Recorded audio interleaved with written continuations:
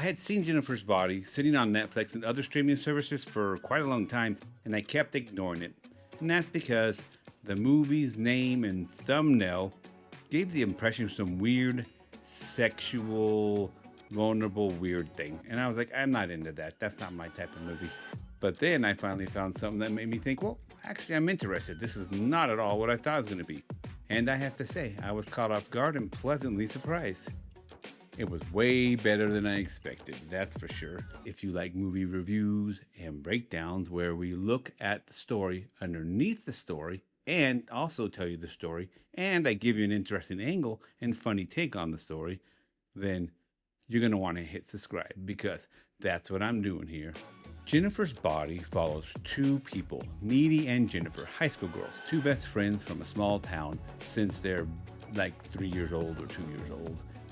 They are from a town, I believe it's called Devil's Kettle. So it's not a very good start in life. When you find out your town's name is Devil's Kettle, you're like, what?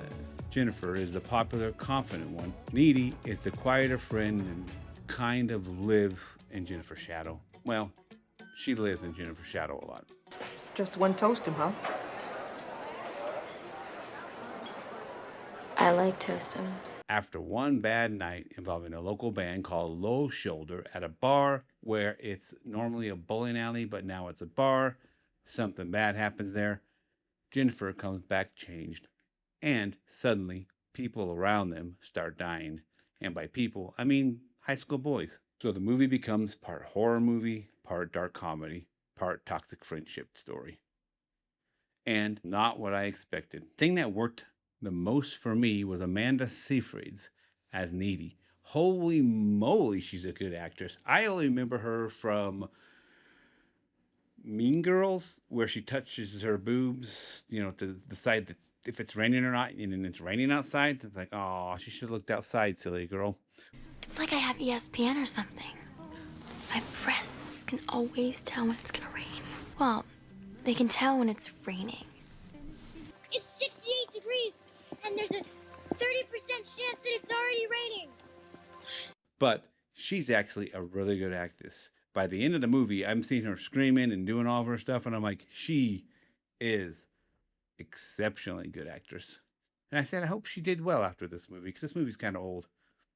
She did. She made a lot of movies. And I was like, oh, I think I did see her in this movie. I forgot she was the news weather girl, quote unquote, in Mean Girls. And by the end, you really believe that Needy, the character she plays, is pushed to the limit and pushed to change. No longer the same person. Megan Fox, on the other hand, I always feel like I feel like I have met people that act like that, but they're pretty closed off and shut down and simple and, like they're into being sexy and then manipulating. So maybe Megan Fox does a good job, but I feel like Megan Fox always plays that kind of character, kind of a flat, not a lot of emotional depth person. I don't know, guys. Tell me what you think about that. She plays Jennifer, and she's obviously like super attractive and all that stuff, but yeah, not my thing. And I think Seyfried is such a range that you're like, okay, she acts circles around a lot of us. So, oops. Another thing that I really liked was Needy and Chips. Chips, the boyfriend of Needy. Long-term relationship, high school relationship, or a dark comedy horror movie. Their relationship felt more like real than I expected. It kind of brought me back to my years in high school. I'm like, oh yeah, that's kind of how it was. To me, what makes the movie work is the toxic friendship between Jennifer and Needy. Jennifer has power over Needy, but she also's jealous of her. Needy has Chip. She has a real relationship, something stable, something Jennifer doesn't have, clearly doesn't. And as the movie goes on, Needy is forced to become stronger.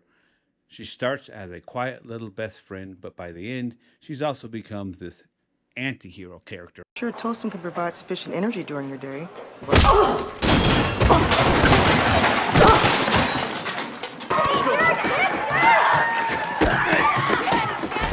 To be more vague, I don't know. If you want to know more, I actually have the complete spoiler version online, where I break down the whole dang movie and tell you what's up. So you can check that video out if you want to know without having to watch the movie. What didn't work as much for me in this movie, feels a little unfinished in places. It has interesting ideas, but something Sometimes it starts something and it just stops, it drops. You're like, okay, well, are we going to develop that, or did they forget about it? Or it sets up like how something works, like a power or something. And then suddenly power's not working that way anymore. It's working this way. So it's like, well, I can't tell how powerful someone is. I never understand in these movies where they have powers.